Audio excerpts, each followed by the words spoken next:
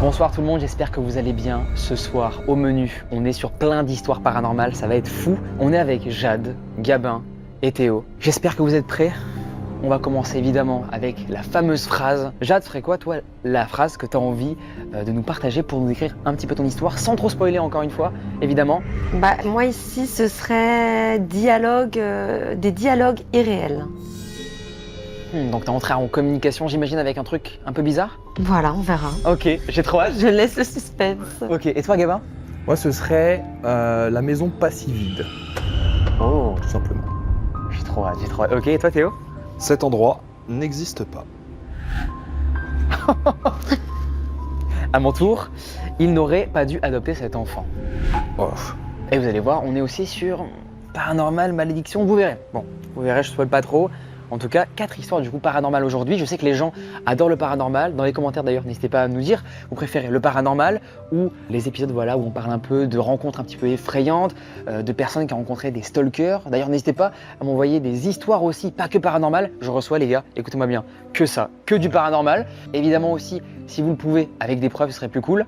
Je pense qu'on peut commencer. Évidemment non, avant de commencer, n'hésitez pas à me rejoindre sur Spotify. On est top 7, ça change tous les jours. Mais là on est top 7 actuellement sur Spotify, les top casts, les meilleurs top podcasts en France, je suis trop content. Merci à vous, c'est grâce à vous les gars, en vrai de vrai, si on est autant nombreux là-bas. Donc évidemment je vous mets tout ça en description et c'est plus simple évidemment pour écouter les vidéos, les podcasts. Là vraiment vous lancez ça tranquille quand vous faites du sport, en train de faire la cuisine, ça part avant de dormir. Les amis aussi, si vous voulez venir comme Jade, Gabin et Théo sur ce genre de format là, venez m'envoyer des mails sur l'adresse, j'ai pas précisé, leo@d-influence.com. On reçoit beaucoup tous les jours des mails. Merci encore d'être nombreux. Et on passe, j'ai envie de vous dire très vite là maintenant, si vous le voulez bien tout le monde, à l'histoire de Théo. Tu peux boire avant si tu veux.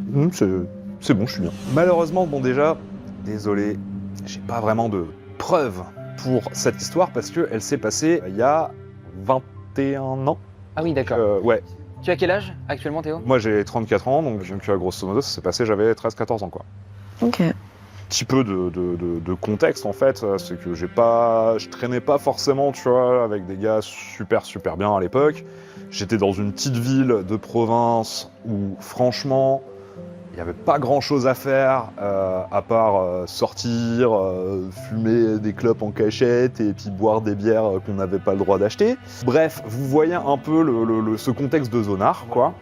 Et alors, l'histoire, en fait, elle va impliquer mon ancien voisin et un autre pote à moi aussi, que j'ai perdu de vue, mais que je pourrais éventuellement retrouver. Et on a vraiment tous vécu cette histoire-là ensemble. On était posés, tranquillement chez mon voisin, et on se dit, on fait quoi? On sort, il n'y avait rien à faire. C'était genre l'été, il était milieu d'après, ouais, on sort quoi. Alors on se dit qu'on va traîner au pied des tours, voir s'il y avait des potes qui étaient là quoi, parce qu'en fait, il y avait notre rue, et puis il y avait des tours de HLM, et puis après un grand boulevard. On n'allait jamais, parce que dans ce grand boulevard-là, il menait vraiment nulle part. Et on voit que nos potes sont pas en bas de la cité, donc on se dit on va faire un tour par là, et puis de toute façon on n'a pas de sous pour aller au bar, on va pas encore aller traîner sur les quais, on va pas encore une fois aller au parc, ça fait chier, donc ok, on va par là. Et on marche, au début on se fait chier, et puis après on commence à s'enjailler un peu, à rediscuter, on commence à déconner. Et là, on arrive sur une espèce de petite place, en fait. On avait bien kiffé en plus parce qu'avec la chaleur, on était à l'ombre dans ce boulevard-là parce qu'il y avait plein d'arbres. Et on voit une petite place qu'on n'avait jamais vue avant. En même temps, on traînait pas trop dans ce quartier-là, mais c'est quand même la ville où genre moi je suis né, tu vois, genre. Et on passait quand même beaucoup de temps à zoner, donc on connaissait vraiment toutes les rues. Et sur cette place, on voit genre 3 boutiques, un petit parking, et là les vitrines des boutiques éclatées. Puis on regarde autour de nous, personne. Il n'y a pas un marquage de chantier, pas une banderole de police, tu vois, genre pas une bande Ferrari, pas un cône. Vraiment, il y avait juste 3 boutiques éclatées, tu vois, genre un vieux bâtiment en ruine, quelques bagnoles garées à côté, mais on se dit, c'est quoi le délire et tout Est-ce que c'est un bâtiment qui est censé être démoli, mais normalement ça devrait être balisé, tu vois, genre, si quelqu'un avait vandalisé le truc, je sais pas, il devrait y avoir les flics, ou on sait pas trop ce qui se passe, tu vois. Et forcément, on se regarde, nous on se dit... le terme urbex n'existait pas encore à l'époque, mais le fait de rentrer dans des bâtiments abandonnés, ça se fait depuis toujours. C'était abandonné en fait. Tout cassé. Tout cassé. Comme si quelqu'un avait détruit les magasins, quoi. C'est ça, les vitrines, quoi. Voilà, c'est ça. Et donc du coup on s'approche et on décide de rentrer. Vraiment, les vitrines, elles étaient vraiment en miettes. Il n'y avait plus une porte qui restait. L'intérieur, tu vois, genre tous les murs, ils étaient décrépits en béton. Ils étaient tagués. Genre beaucoup de tags, donc le truc, forcément, ça s'est pas passé hier. Et les voitures, elles étaient aussi sinistrées? Non, les voitures, elles étaient normales, mais garées un peu plus loin. Elles étaient pas garées devant les boutiques. Ok. On enjambe la vitrine de la première boutique, tu vois, genre on a les gravats qui roulent un peu sous les chaussures, du verre brisé un peu partout. Dans les trucs, mais vraiment, il n'y a plus un pet de mobilier. T'avais genre le faux plafond qui était à moitié cassé, il y avait des goulottes, mais des tuyaux qui pendaient, mais il n'y avait plus de câbles électriques, tu vois, tout ça. Mais tu avais les plaques d'isolation, les carrés là, que tu as dans tous les bureaux qui étaient cassés par terre, un autre tas de gravats au fond, vous voyez vaguement une sortie de secours. Et puis il y avait un escalier qui monte à l'étage, tu vois. Mais genre il n'y avait pas une caisse, pas un présentoir, on ne savait pas, c'était des boutiques, mais on ne pouvait pas savoir de quoi. Tu vois, genre ça avait l'air d'être là depuis vraiment super longtemps, surtout vu la quantité de graffiti, tu vois. Et on se retrouve au milieu de cette pièce, on a à peine le temps de se poser, on est tous là immobiles en train de regarder les lieux. Et là on entend un craquement de verre. En fait sur la droite il y avait une porte qui menait à la boutique d'à côté en fait. C'était que éclairé par les vitrines, tu vois. Ok. Il n'y avait pas d'autres fenêtres. Et on entend un craquement de verre qui vient par là. Et le temps qu'on réagisse, en fait, moi je vois vraiment une forme sombre dans l'embrasure de la porte. Genre une ombre opaque, noire, comme ça. Et je colle pendant une seconde et j'entends mon pote qui dit « Merde, les flics !» Et bien sûr, nous, on savait très bien qu'on n'avait pas le droit d'être là. Même si le truc était abandonné, vraisemblablement, ça appartient à quelqu'un, t'as pas le droit de rentrer comme ça. On en était très très bien au courant, on faisait pas mal de conneries, on savait tout ce qu'on voulait pas plus de problèmes, donc résultat, dès que mon pote il a dit ça, on n'a même pas réfléchi en fait, on s'est barré en courant. Et on a tracé la moitié du chemin, je dirais, jusqu'à ce qu'on soit essoufflé, et puis on s'arrête, et puis on se dit « T'as entendu les pas et tout, tu vois ?» Ouais, t'as vu le mec et tout, hein. Ouais. Donc tous, vous l'aviez vu? Ouais, tous on l'avait. Mais que d'une ombre, tous que une ombre. C'est pas un humain, quoi. T'as pas discerné des traits de visage, Deux bras, deux jambes, mais c'est tout. Mais noir, quoi, en gros. Mais noir, ouais. Mais en même temps, voilà, le lieu il était pas super éclairé, tu vois. Mais quand même, il y avait de la lumière qui venait de derrière, donc. Et on se dit, bon, c'est peut-être parce que c'était trop rapide, tu vois. On se dit, franchement, l'endroit il est cool, tu vois. Mais là, en pleine journée, on s'est fait cramer, quoi. Et on rentre du coup chez mon ancien voisin. Et là, on capte déjà que genre on était sortis vers 16-17h, mais là il est 21h. Genre la nuit elle tombe, tu vois. Donc on capte pas.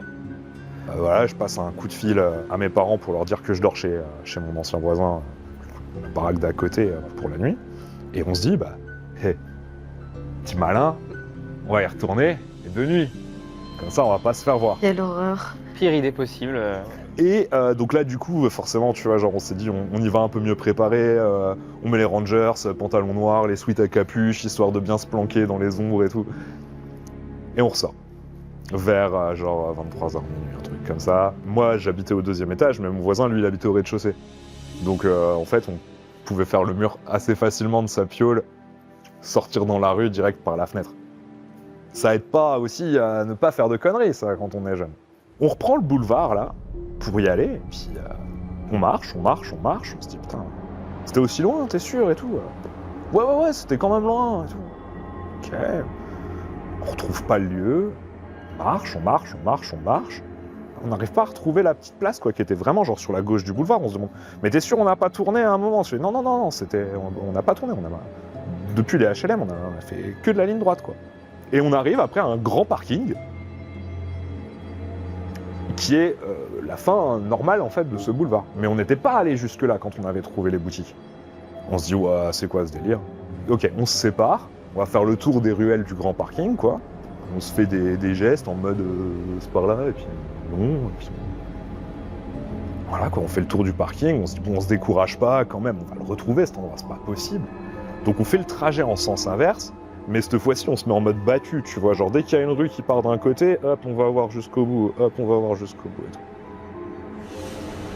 Et à la fin, on retombe sur notre maison. On a juste suivi le boulevard, on a fait toutes les rues adjacentes, histoire d'être sûr qu'on n'avait pas manqué quelque chose qui soit un pâté de maison, tu vois.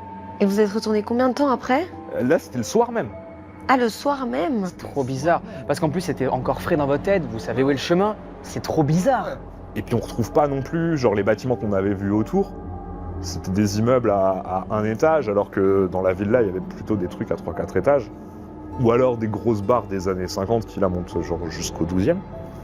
Pas moyen de refoutre le truc, tu vois. Donc nous, on rentre, on prend notre seum, et puis on rentre chez mon pote.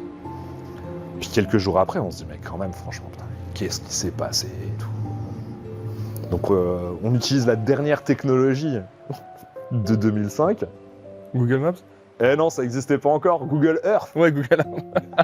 Google Earth. Et putain, mais sur le PC du père de mon pote, le machin, il laguait comme c'est pas permis parce que les PC de l'époque, genre la carte graphique, elle était à genoux. Et puis avec les satellites de l'époque aussi, les pixels, ils faisaient 5 mètres de large. Précis, quoi. Tu vois, donc une bagnole, c'est 2 pixels. Donc impossible de reconnaître les rues. T'as réessayé depuis? On avait regardé du coup dans les cartes routières, tu vois, genre les guides Michelin et tout. S'il y avait une place qui ressemblait à cette forme-là, et même, je te dis, c'est la ville où on avait grandi. Tu connais par cœur normalement. Normalement, on connaît par cœur, tu vois, genre on reconnaît sur la carte, bah voilà, là c'est là, il y a un tel qui habite, là il y a un tel qui habite, là il y a le cousin d'un tel. Et pas moyen de trouver cette place-là sur la zone qu'on avait fait. On a refait plusieurs sorties pour essayer de le trouver à un peu toutes les heures, enfin... Surtout qu'en plus, c'était l'été, on n'avait rien à faire, quoi. Donc, non, ça nous a obsédés pendant un mois. On est même genre allé au bureau de tabac pour acheter une carte routière récente pour être sûr, tu vois, genre de pas fait induire en erreur par le vieux guide Michelin qui était pas à jour, tu vois. Mais pas une trace. On n'a jamais retrouvé ce coin. Mon ancien voisin, qui je suis resté en contact quand même pendant assez longtemps, même si maintenant je veux plus le voir, il a aussi non plus jamais revu cet endroit. On en a parlé un peu autour de nous. Personne n'a jamais vu ces boutiques-là. Et on était 3 à être rentrés dedans. Ce décalage temporel chelou, tu vois. Je veux dire, quand je vous raconte l'histoire, il s'est rien passé. Tu vois, je veux dire, genre, on est rentrés, on s'est fait voir. Tu as vu physiquement les policiers devant toi? Non, nous, on avait juste peur. Mais ton pote, il a pas dit à les keufs à un moment? Ouais. Il avait vu juste une silhouette comme moi, tu vois. Donc nous, notre peur à nous, c'était de se faire choper dans un endroit où on n'avait pas le droit d'être. Ouais. Premier truc que tu te dis, c'est merde, les flics, tu vois, genre, faut pas qu'on se fasse choper par les flics, donc on court. Il n'y avait pas le nom de l'enseigne sur les bâtiments, rien qui puisse les... Est-ce que c'était à côté justement d'anciennes pour retrouver ce truc-là?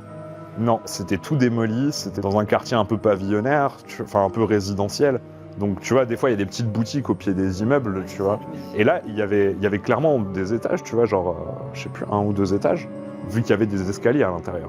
Moi, j'ai aucune explication, genre, je peux même pas vous dire si c'est une histoire paranormale ou pas. Est-ce qu'il n'y a pas un monde où vous n'avez juste pas retrouvé le truc et vous avez juste pas cherché plus à comprendre, et avec le temps, du coup, ce truc-là s'est déformé dans... Je sais pas, c'est peut-être une théorie, mais bon, tu vois, après, t'es sûr de l'avoir vécu, on a l'impression quand tu... Est-ce que vous avez bien tout ratissé correctement? Le truc, c'est que ça nous a vraiment obsédés pendant un bon mois. Ouais, c'est ça. Et puis un mois de juillet où tu fais que ça, tu le vois obligatoirement. On n'a pas fait que ça, mais à chaque fois, tu vois, ça nous revenait. Le coup de Google Earth, c'était genre 2-3 jours après. Puis après, une semaine après, on s'est dit on fait une sortie.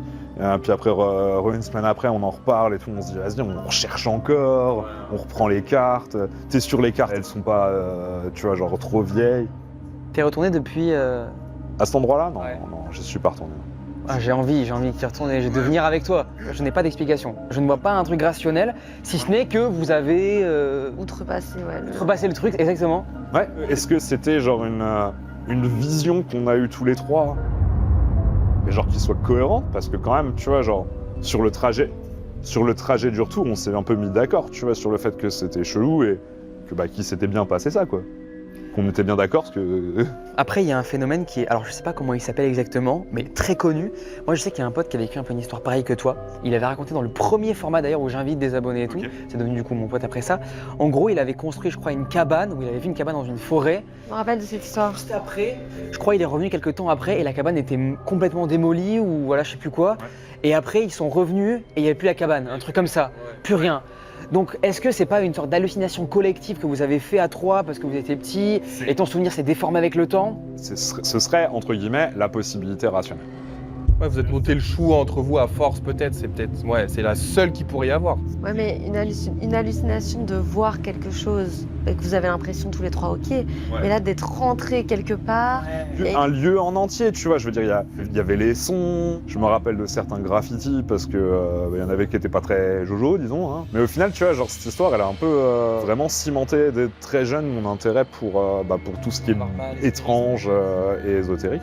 Et c'est un truc que du coup j'ai toujours poursuivi en parallèle en fait de la science. Et moi je pense qu'on peut avoir des croyances qui sont pas incompatibles en fait Carrément. avec la science. Tu vois, dans la tête d'un humain normal, les deux peuvent coexister tout à fait. Précisons ça, c'est important aussi aux gens. Tu es du coup prof, Oui. quelqu'un de base, de très rationnel, hein, Oui. on est d'accord? Je suis prof, je suis un ancien chercheur, et je suis aussi artisan si vous aimez les jolis bijoux. Allez-y, je vous mettrai évidemment son Insta. Histoire de fou, n'hésitez pas les amis dans les commentaires si vous avez des théories, même sur l'histoire de Jade et gamins qui vont bientôt arriver. Théorisez, voilà, proposez des théories en commentaire.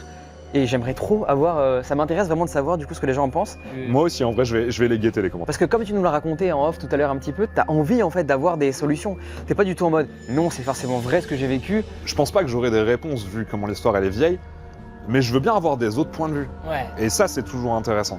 Je trouve que t'auras quelqu'un qui a vécu la même chose au même endroit. Hein. Peut-être, ouais, je crois que je serais pas le premier à être rentré dans un endroit Qui n'a jamais été là. Enfin, c'est trop. On dirait vraiment le scénario d'un film d'horreur. faille dimensionnelle chelou, tu vois, genre. Un bug temporel, tu t'es retrouvé là alors que tu devais pas. Un peu comme dans Interstellar, vous l'avez vu ou pas? Ouais, mais ça fait ça un peu, ouais. Merci beaucoup, Théo. Bah, je t'en prie. On peut l'applaudir, on peut applaudir Théo, bravo pour ton histoire.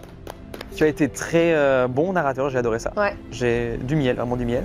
Jade, Yes. on passe maintenant à ton histoire si tu le veux bien. C'est mon histoire. C'est quand tu veux. Que moi, c'est vraiment sur un sujet que tu as déjà abordé dans tes vidéos avec d'autres personnes, c'est les paralysies du sommeil. Je vais venir vraiment du début, parce que ça a vraiment été crescendo en fait, au niveau des ressentis, de ce qui se passe. Donc la paralysie du sommeil, au début, moi j'avais jamais entendu parler, c'était quand même il y a quelques années, donc on n'en parlait pas autant qu'aujourd'hui, il n'y avait pas autant de témoignages, etc. Ou juste j'étais pas sur YouTube en train de regarder des trucs comme ça. Donc tout simplement, j'étais dans mon lit comme ça, donc sur le côté, je me rappelle exactement, chez mes parents, j'ouvre les yeux, et face à moi, j'ai ce qu'il y a dans ma chambre quand j'ouvre les yeux et que je suis dans cette position-là, et directement, j'ai un ressenti que je ne sais pas bouger en fait. Donc je me sens bloquée. Forcément, ça fait paniquer. On se dit mais qu'est-ce qui se passe? Et j'essaye de crier. Je me rappelle que j'essayais de crier mon papa, enfin juste papa, et rien ne sortait quoi. Après, ça dure que quelques minutes. Je me réveille comme ça. Je me dis ok, bizarre ce qui s'est passé. Il devait être super tard, je crois. Je vais sur Google et je fais une brève recherche. Vraiment, tout ce qu'il y a de plus classique, Wikipédia, paralysie. Je mets sommeil, paralysie du sommeil. Je tombe sur la page. Je vois que c'est un peu... Allez, ça reste quelque chose quand même de rationnel et qui peut être expliqué. Et c'est, de ce que j'ai compris, c'est quand tu rentres dans le sommeil paradoxal, tu as ton cerveau en fait qui est réactif, mais ton corps n'est pas encore réveillé. Et donc voilà, bon, j'en reste là. Je me dis, ok, pas de souci, ça va. Jusque-là, c'est explicable. Sauf que par la suite, j'ai eu une autre paralysie, donc quelques mois ou années, franchement, je ne saurais plus dire plus tard. Et là, ça prend toute une autre dimension parce qu'il y a ce côté que d'autres personnes aussi ont expliqué, côté très sombre. Et donc, je vais réexpliquer, je suis encore dans mon lit. Cette fois-ci, je suis sur le dos. Encore une fois, je me réveille, je vois ma chambre et je ne sais pas bouger. Sauf que là, il y a cette atmosphère qui est lourde et je vois une ombre exactement dans l'entrée de ma porte là. Enfin, c'est un peu flou tout en étant super net. Enfin, c'est très bizarre à expliquer, vraiment c'est super bizarre à expliquer. Et donc il y a cette ombre qui est là, malveillant, quelque chose pas gentil. Tu sais que c'est pas, tu te sens pas bien en fait. Oppressé. Oui, oppressé, ouais voilà. Je me réveille encore une fois, un peu après, j'ai un peu plus de stress que la première fois. Je me dis, ok, je suis sûre que c'était aussi une paralysie, mais pourquoi il y a eu ce truc tout malveillant, bizarre? Je retourne cette fois-ci faire des recherches. Je sais pas pourquoi, je vais voir dans Google Images. Et je vous jure qu'il y a et j'ai revérifié tout à l'heure, voir si elle y est encore, il y a une image qui illustre exactement le truc que j'ai vu. Exactement. Alors que, je vous assure, j'avais jamais vu, même inconsciemment, j'étais jamais passée sur cette photo, jamais. Et là, c'est exactement ce truc que j'ai vu. Tu peux nous la montrer Nous l'a montré, ouais. Je peux vous la montrer. C'est vraiment ça. C'était un tableau ou une photo? Tu vas voir, c'est une illustration, ouais. Silhouette. Ça y est encore, quand tu mets juste paralysie du sommeil, c'est les visiteurs de la nuit. C'est exactement ça. Montre. Ok. Genre, c'est ça que j'ai ressenti. Et tu vois, je l'ai pas vu nettement. J'ai pas vu ce truc net comme ça. Mais tu sais que c'est ça. Ouais, je sais pas, c'est bizarre à expliquer. Donc t'as vu ça sur toi, t'étrangler comme là. Non, du coup, c'était pas sur moi, c'était vraiment pour l'instant encore assez lointain. Expliquer la paralysie du sommeil, c'est une chose, que ce soit un état dans le sommeil paradoxal, ok.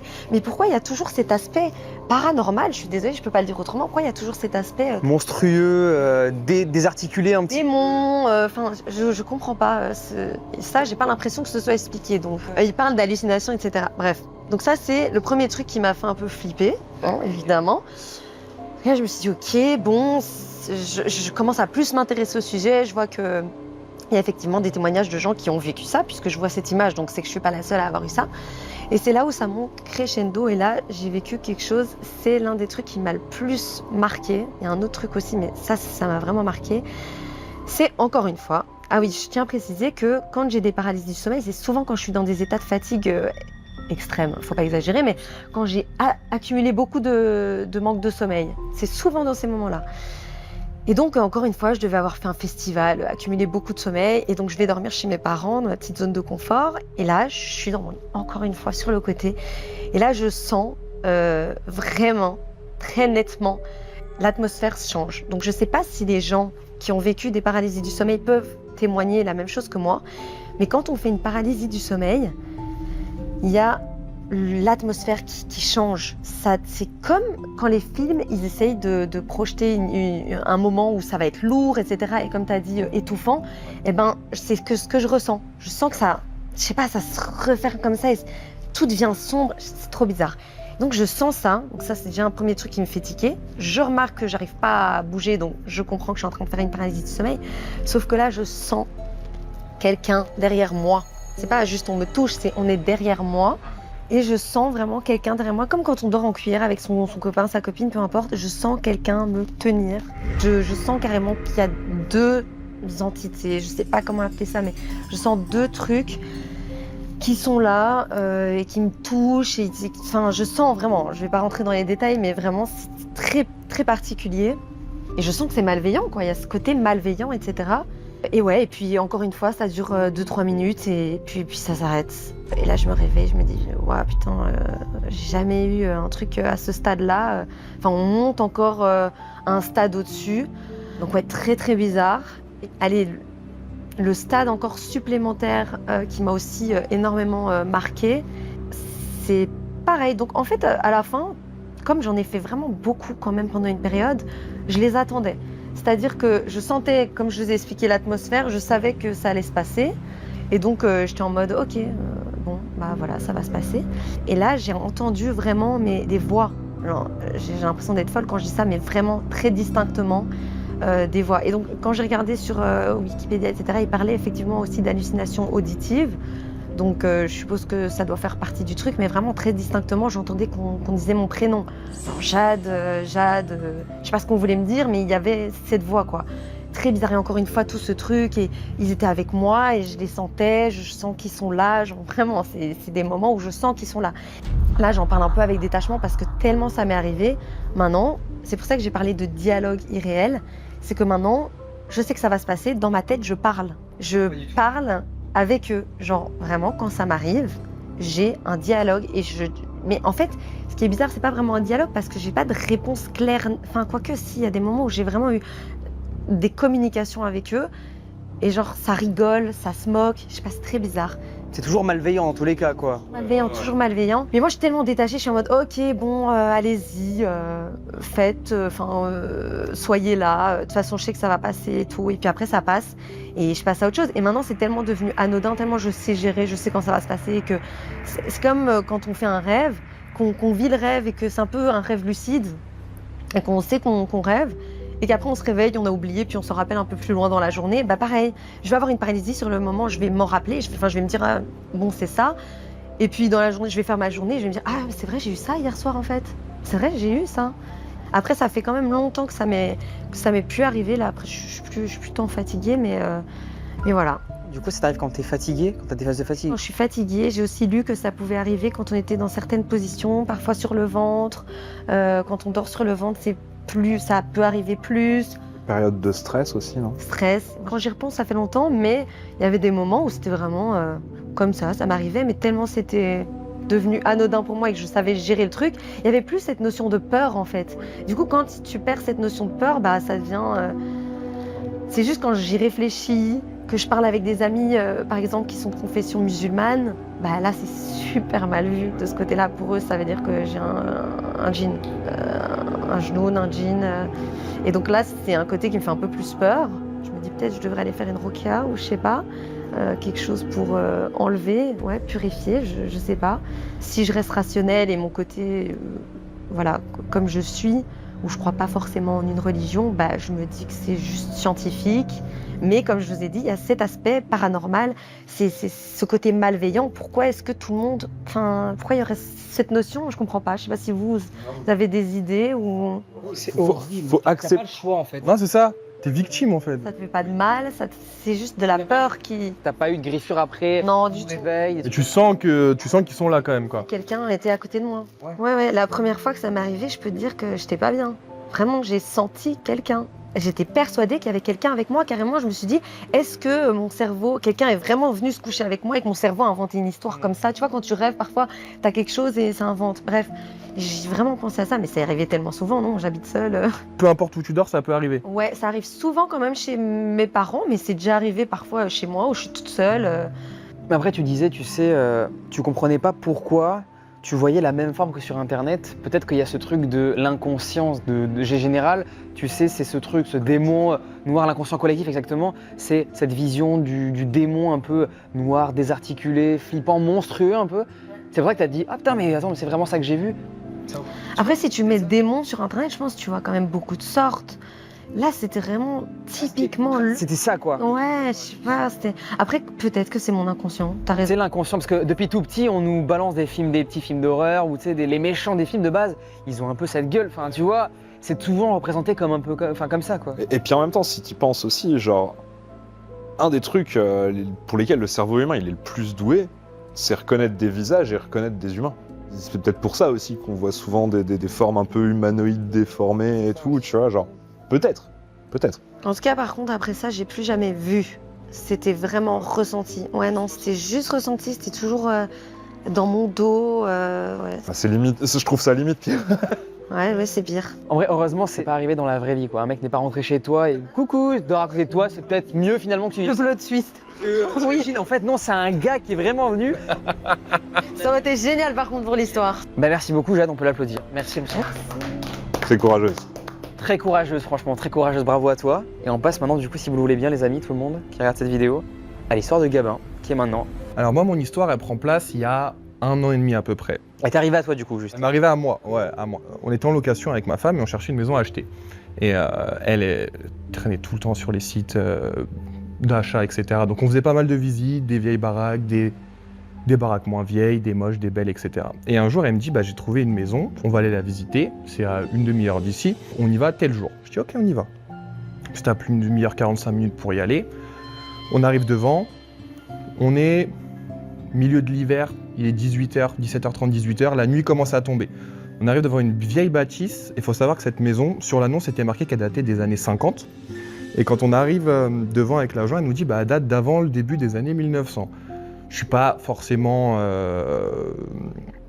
croyant des énergies des maisons, choses comme ça, mais je me dis, ouais, vieille maison, une ancienne grange, rénovée, je lui dis, ça va être grand, ça peut être lourd, ça peut être bizarre l'ambiance, mais ok, on va voir. Ça se trouve, coup de cœur à l'intérieur, c'est magnifique, etc. On commence la visite, donc rez-de-chaussée, la maison est immense, très vieille. Il n'y a pas de lumière parce que l'électricité est coupée parce que le propriétaire vit plus dedans.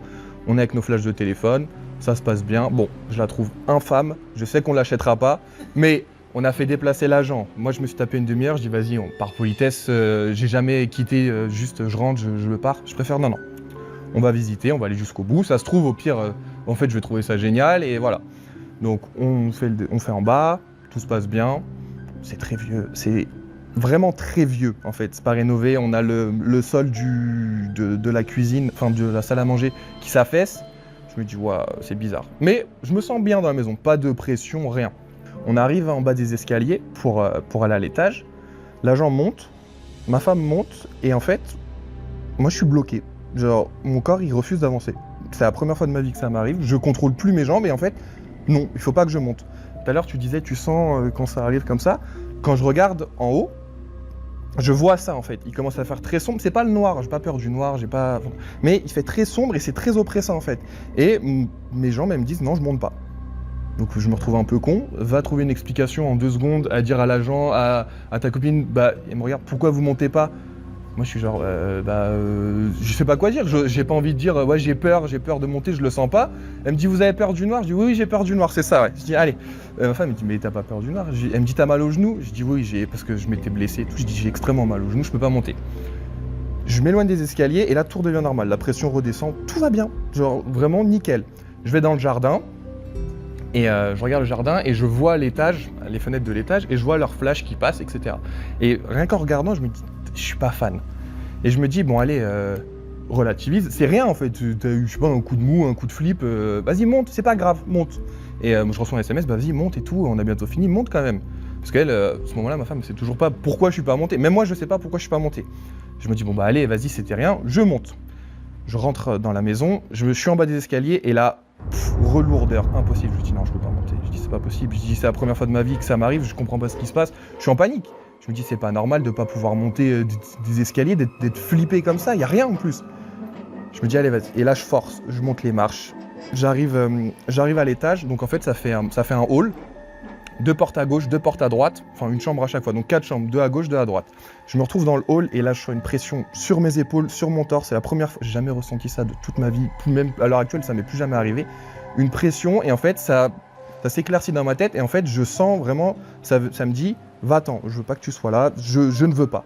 Plus on avance dans la visite et plus le va-t'en ne reste pas là, je sens qu'il est pas méchant mais il est plus... C'est bizarre, rien que d'en parler, je me sens con un peu, mais c'est plus apeuré. Genre, va-t'en, c'est moi qui ai peur, mais c'est lui qui me dit de partir parce qu'il a peur, tu vois. Donc je fais les pièces, j'entre dans la première chambre, je fais 2 secondes, ouais, ok, super. Dans la deuxième, ouais, c'est bon, super. Mais j'ai pas envie d'être là, en fait. Tout mon corps, il est en alerte. Descends. Je tiens la main de ma meuf. Elle fait 1m50. Mais de la toucher, de la sentir, je me sens un peu mieux, tu vois. Je fais la 3e chambre et là on arrive dans la dernière chambre et là c'est mort, par contre je rentre pas. C'est immédiat, je rentre pas. Et même elle, je vois que, même si elle ressent rien, etc., tout ça, elle se dit, ouais, elle est bizarre un peu la chambre et tout. Pourtant elle a rien de plus que les autres, ni rien de moins, tu vois. Par contre il y a un grand miroir que je vois dans le coin, un immense miroir avec des dorures anciennes, et je me dis, celui-là je vais pas regarder dedans, hein. J'ai pas forcément envie de tester, et je sens en fait, c'est une chambre avec mezzanine, et je sens que dans le coin, c'est concentré là, et je sens que l'énergie vient de là en fait. Et je me sens extrêmement mal, je dis non mais là faut descendre, c'est pas possible, là je ne peux pas rester là. Et en fait ça me fait penser, là plus j'avance en fait, plus je monte les escaliers, je suis dans le hall, j'arrive dans la porte, en fait j'ai l'impression, et de dire ça, dans ma tête quand je le dis je passe pour un fou, j'ai l'impression de voir des enfants en fait, mais vraiment apeurés, mais extrêmement apeurés, qui ont peur et en fait qui me le font ressentir et j'ai l'impression à moitié de partager leur peur et à moitié de moi avoir peur. Et je me dis non mais je peux pas rester dans cette baraque, c'est impossible. Genre je me casse, je descends, je suis le premier à descendre les escaliers, le plus douloureux au genou, il n'y a plus rien, là, 3 par 3. J'arrive en bas et dès que je suis plus là-haut, nickel, mais tout va bien, je retrouve le sourire, je rigole et tout, etc. On arrive, dernière partie de la maison, la cave. Comme c'est une vieille maison, en fait c'est une ancienne grange qui avait été rénovée, blablabla, mais rénovée il y a quand même 100 ans déjà, donc tout est vieux. C'est les caves à l'ancienne, par terre c'est de la terre, et en fait elle est pas plus haute que ça, la cave. Voûtée, en pierre, ça fait très cave à vin. On rentre dedans, t'es accroupi dedans. Oui, totalement. Ouais, je suis accroupi. Moi, je suis accroupi. Même l'agent qui est pas grande, elle est accroupie aussi, tu vois. Et je dis ouais, bah c'est bien. Et en fait, la cave, très étrange. Elle doit faire la taille du canapé, là, de nos 2 canapés. Sur la gauche, t'as 3 marches qui descendent. La même cave, mais plus bas dans le sol en dessous. Pareil, chaume. 3 escaliers, la même cave qui descend encore. En fait, ça descend en fait. La cave, elle descend et on est peut-être à 2-3 mètres sous terre à la fin. Je me dis, mais ça va jamais s'arrêter. Et dernière partie, 2 escaliers. Et là, par contre, totalement recouvert, comme si ça avait été juste. Ouais, condamné. Mais condamné pas mal, tu vois, pas salement ni rien. Juste recouvert, condamné, merci, au revoir. Et même dedans, je me sens bien nickel. Alors que c'est un endroit qui est extrêmement. Enfin, t'es claustro, tu rentres pas dedans, tu vois. Et je dis non mais tout va bien et l'agent dit bon moi j'aime pas trop être ici, on remonte et tout. Ouais pas de souci, on remonte. On part et dans la voiture ma femme me dit mais qu'est-ce qui t'est arrivé? Et je lui explique. Et elle me dit mais arrête, tu me fais peur, qu'est-ce qui t'arrive de me faire des trucs comme ça? Je dis non vraiment c'est pas pour rigoler, là ça va beaucoup mieux, là je peux t'en parler comme ça. Je dis mais plus jamais je remets les pieds dans cette maison. Elle, l'agent immobilier, la pauvre, je dis elle va se faire voir, plus jamais je fais des visites avec elle en plus, parce que je sais pas si c'est elle. Là je suis dans un mode, je dis je veux plus rien avoir à voir avec cet endroit, avec cette dame, avec cette ville, avec rien du tout. Je dis ça dégage. Ah ouais, à ce point-là quoi, d'accord. On part, donc après moi je continue de faire ma vie et 2 semaines après, il y a ma femme qui rentre du travail, elle me dit tu sais j'ai raconté l'histoire que tu m'avais racontée, je l'ai racontée à mes collègues. Et avant même que j'ai fini de parler, de raconter l'histoire, j'ai un de mes collègues qui me dit « Ah mais tu sais que ici, la ville qu'on a visitée, il y avait 2 camps d'internement pendant la Seconde Guerre mondiale. Et en fait, c'était une zone totalement occupée par les Allemands. » Et je dis « Ouais. » Et elle me dit « Bah, ça te fait pas penser un peu la traque, etc. tout ça ?» Les enfants. Ouais, les enfants. Voilà. Et du coup, cette histoire s'est arrêtée là-dessus et je me suis dit « Ah, ok. » Donc d'où aussi le fait que je me sentais vraiment poussé par la sortie, poussé dégage, va-t'en, mais que c'était pas malsain non plus. Comme une prévention. Voilà, c'est ça, comme vraiment une protection de leur part, genre va-t'en, on veut pas de toi, tu me fais peur, etc. Et du coup, c'est ce que j'ai ressenti ce jour-là. J'ai plus jamais mis les pieds dans cette maison. Et ta femme et l'agente, elles sont toutes les deux pas ressenti ça. Rien du tout, niet, nada, rien. Ce serait cohérent avec cette hypothèse-là de l'occupation. Il n'y avait pas de soldats à l'époque. Après, c'est les déductions qu'on va s'en faire. Et puis après, je sais pas si c'est moi qui me monte le chou à dire ça. Parce que comme toi, c'est ce que je me suis dit. Ouais, c'est vrai qu'il n'y avait pas de soldats féminins qui allaient toquer aux portes, choses comme ça.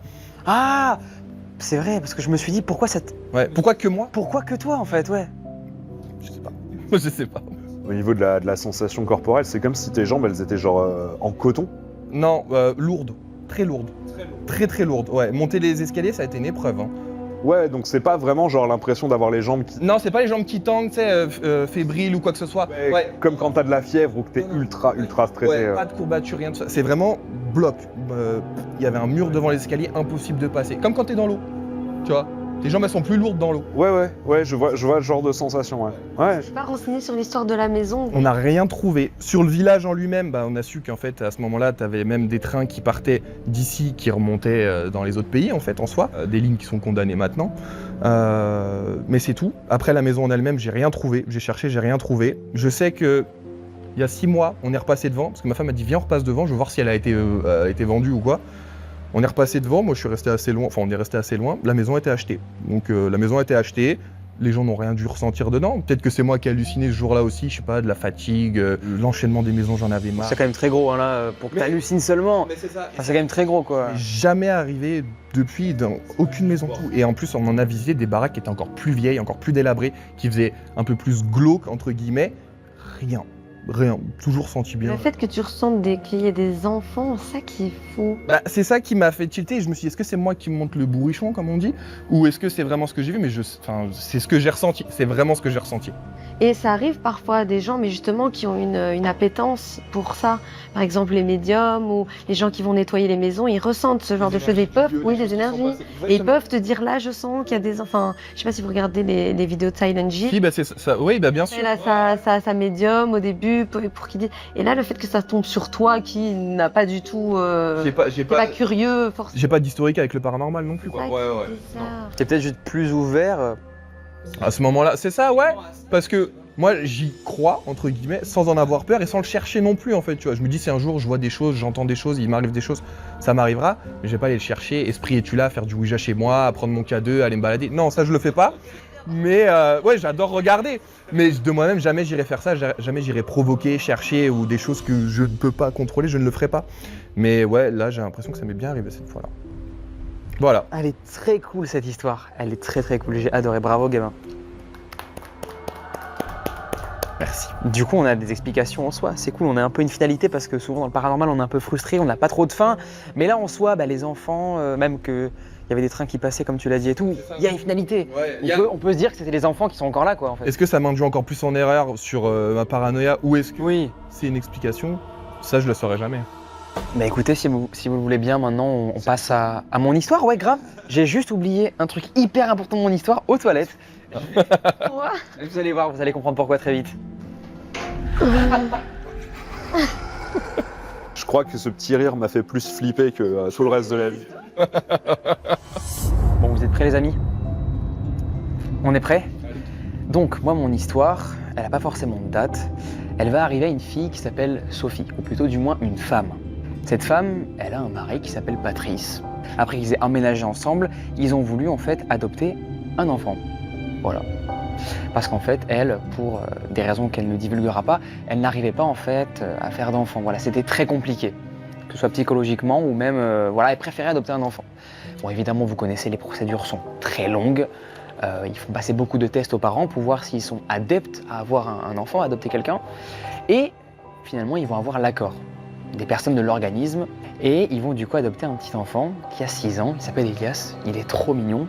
Seul problème, il est mignon, très mignon, ouais, c'est le cas de le dire, mais il est un peu bizarre, quoi. Bizarre dans le sens où il parle jamais, il pose pas de questions, il aime pas grand-chose, il joue pas avec les jouets qu'on lui offre, et il est pas trop à l'aise avec les autres garçons et filles de l'école, quoi. Il est vraiment à côté un peu des autres garçons, quoi, les filles de son âge. Il socialise pas trop, quoi. C'est ça, c'est quelqu'un de pas très sociable, mais bon, c'est pas grave, c'est un enfant, il est dans une autre famille, le contexte change totalement, il était du coup dans une sorte d'orphelinat, là il est dans une famille, maintenant tout change, et on peut comprendre, c'est un peu compliqué, quoi. Sauf que quand je vous dis qu'il est étrange, c'est qu'il est vraiment étrange, quoi.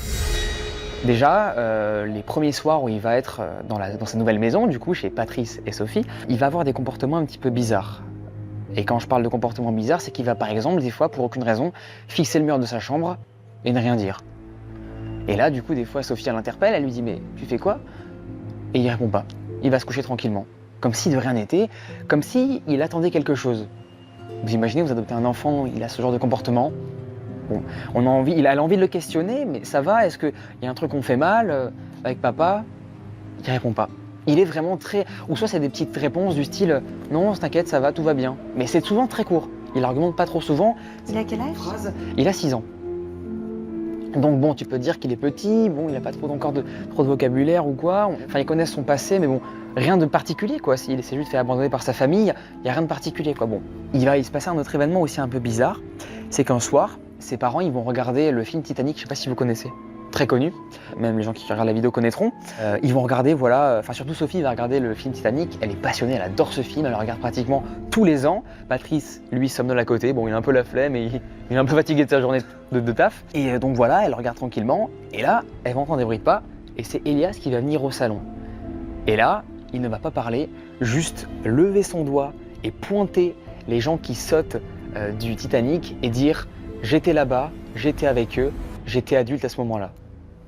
Genre quand les gens sautent. Ouais, comme dans la scène où les gens sautent, lui arrive à ce moment-là et pointe la télé du doigt et dit cette phrase-là.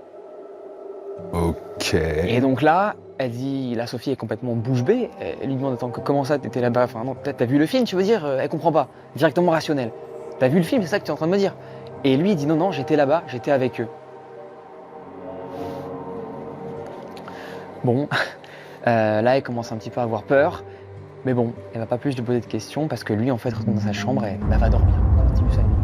Autre événement bizarre, la directrice va convoquer Sophie parce qu'à l'école, déjà, elle va lui expliquer qu'il ne parle à personne, il ne joue avec personne.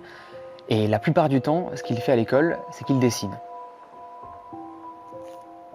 Il dessine un dessin assez bizarre, ouais, toujours le même. C'est hyper répété, c'est toujours la même chose. Et je vais vous décrire maintenant le dessin qu'il dessine tout le temps. C'est une maison qui brûle, des boîtes, voilà, sur le côté avec des trucs rouges, on comprend pas trop ce que c'est. Bon voilà, c'est un peu bizarre, je le mettrai aux gens évidemment. On a le Titanic, voilà, en feu, qui coule avec les gens qui sautent. Et on a du coup, ce qu'on comprend, Sophie. On a aussi Patrice et lui qui tient la main à ses parents.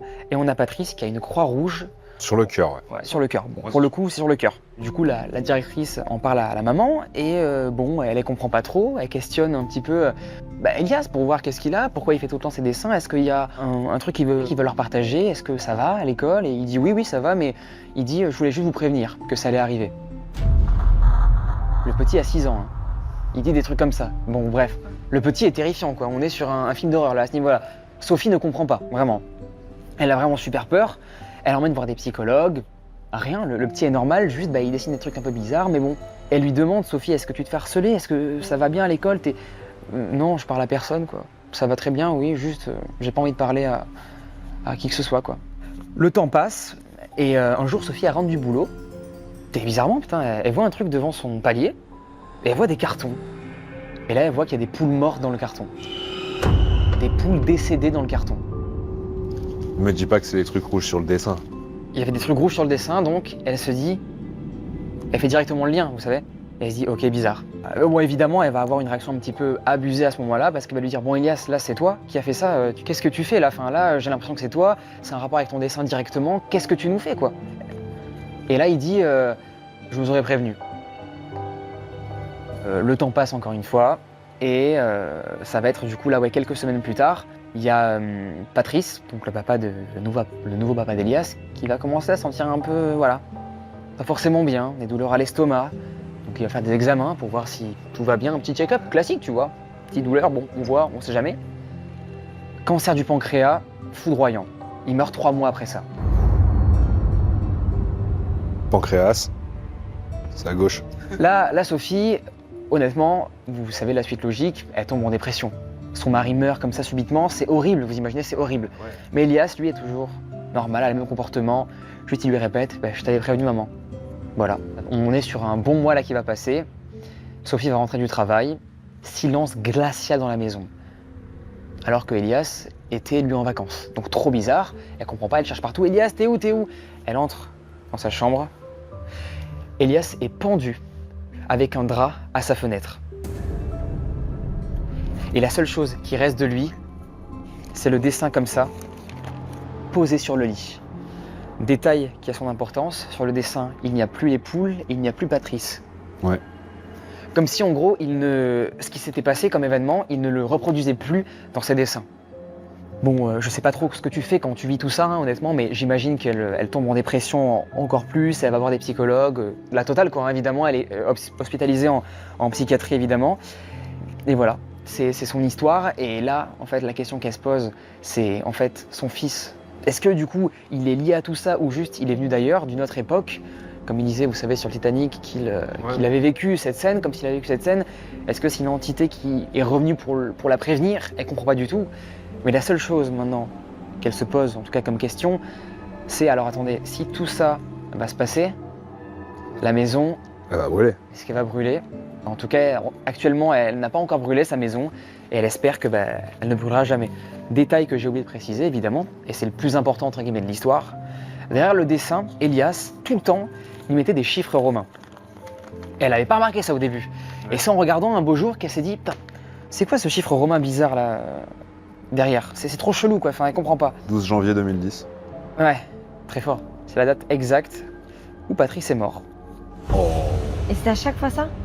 Il dessinait tout le temps la même date, ouais, tout le temps la même. Même avant. Ouais, même avant, sur tous les dessins, elle n'avait pas remarqué sur le dernier dessin qu'elle l'a vu. Du coup, elle a traduit parce que les chiffres romains, bon, on n'est pas tout le temps dans ce truc-là, voilà, on baigne pas tout le temps dedans. Et ouais, apparemment, c'était du coup la date, comme tu l'as dit, la date de la mort de Patrice. Et c'est la fin de mon histoire. Merci à vous d'avoir écouté ça. Elle est ballante.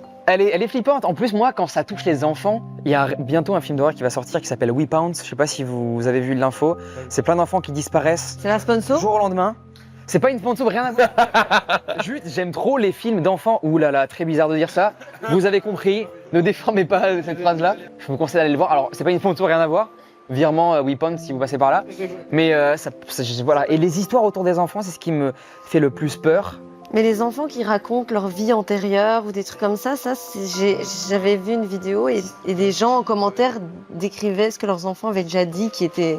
Des histoires de réincarnation. Je sais pas trop comment l'interpréter. Est-ce que c'est vraiment... Ils ont vraiment vécu une vie antérieure? Bah, merci d'être venu. Bah, merci à toi de nous avoir accueillis. C'était un super moment, j'ai trop kiffé Grave. écouter vos histoires. C'est vrai que le vrai quand même, quand c'est des gens qui racontent vraiment ce qu'ils ont vécu, c'est toujours mieux. Les amis, n'hésitez pas à m'envoyer sur l'adresse leo@d-influence si vous voulez venir. Bah, comme voilà, les gens ici qui sont venus, qui ont fait le déplacement, merci d'ailleurs les gars d'avoir fait le déplacement, pour qu'on se raconte des histoires d'horreur comme on a fait aujourd'hui. Merci d'avoir suivi ce format-là, c'était très cool. Franchement, on a de très bonne histoire aujourd'hui, je suis très content les amis. On se retrouve très prochainement. Essayez de passer une bonne nuit si vous le pouvez après ces histoires bien glauques. Salut tout le monde, merci encore. Merci à vous. А, есть еще. Я подружилась с бабками, ребят. Ну это позорище, пиздец. Ребят, ну вы гоните, посмотрите. Не, у нее нет гаража, у нее нет машины, она не водит. К сожалению. Ребят, ну куда это для моей мамы? Ну реально. Вот смотрите. О! Зато я смогу ездить за вашими посылками, смотрите. Блин, Оль, стой, ты должна начинать. Что, все, ты уже, тебе 29, ты скоро вылечишься от своих болезней, скоро ты будешь водить тачку. Да, поэтому тебе нужна сейчас твоя первая мини-машина. Согласна. Вот как говорят, если ты умеешь водить велосипед, то ты машину умеешь водить, да? Да, поэтому, короче... Смотрите, нагрузка 170 килограмм. То есть я смогу нагрузить по полной. Бля, ну а в принципе, чтобы сильно не позориться, я могу ездить в парике. Я могу ездить в парике, ребят, по Краснодару. И если кто-то у меня спросит, ты будешь, я скажу, что ебанутая. Блин, ребят, короче, он стоит 24 тысячи. Собирается легко, все понятно, минусов нет. Кто собирается? Человек после падения? Не держит спинку, не работают тормоза. Ладно, держите, ловите ссылку. Блин, ребят.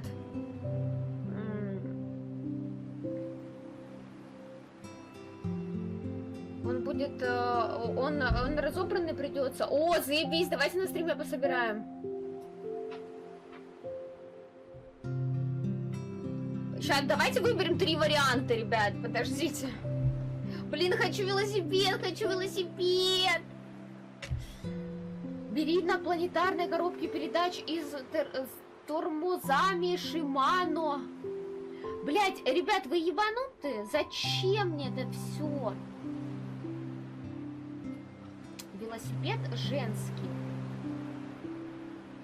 А зачем мне, скажите, велосипед вот этот скоростной? Вот я не собираюсь, ребят, какие-то форсажи на жидком азоте устраивать.